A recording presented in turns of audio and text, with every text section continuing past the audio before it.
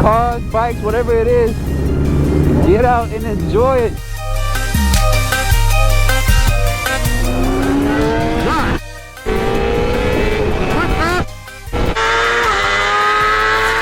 What's going on, good people? Welcome back to another episode. I am digging into the 2016 BMW S1000. As you can see here, I've removed quite a bit of things to get to this point. So remove the airbox, the ECU, and now I'm here. So what I've done so far, I did the block off plates. All right, I'll show if you guys can see that. Here. This is the pair black off plates.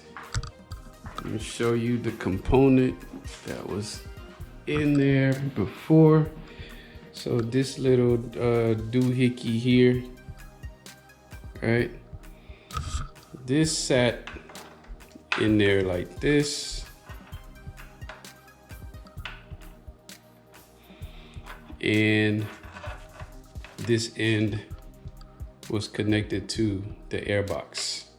So by removing this, it will allow you to get better tuning results from what I've heard and experienced. And you know me, I try to get every little bit I can get out of these bikes. Now that I've had the airbox removed, I'm also going to change the spark plugs. So what I'm working on now is the spark plugs. In order to remove your spark plugs, you will need a 14mm, I guess, spark plug socket. And this one has a pivot. Got this from Amazon for about $15. Yeah, around 15 bucks. And then you have the removal tool, right, that you will also need in order to pull the coils out. So the way this works, make sure you guys can see that. You slide this in place here. Once it catches, all right, now you can slide your finger under and pop the coils off of the spark plugs.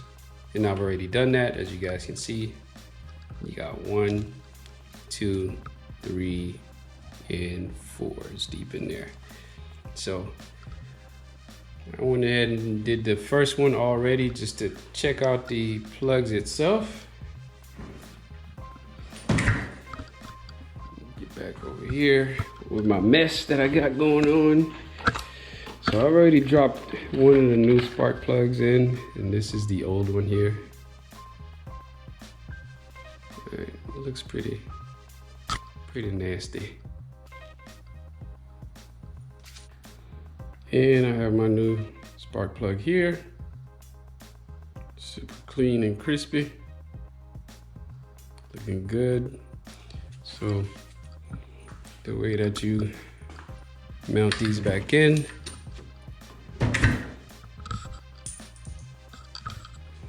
see if I can do it with one hand. So you'll go ahead and slide the socket over the spark plug. It is magnetized, so you should be able to hold it in place to where you need it, and then you slide it back in and twist on.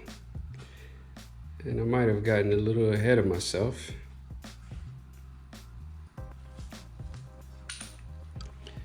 But that's okay. So to remove the spark plug, got a socket wrench and an extension. It's not too long, I don't see the size on here, but I got a short extension. I am going to drop that on my socket and then drop that in here. It might help to drop the socket in first. Get a good hold of the spark plug, right? So you kind of give it a little push, a nice little push once you have it in there. And you can see my socket is in place. And then try to twist it. If it does twist, if it doesn't twist, excuse me, that means it has a hold of the spark plug. So let me go ahead and pull that off and go from there.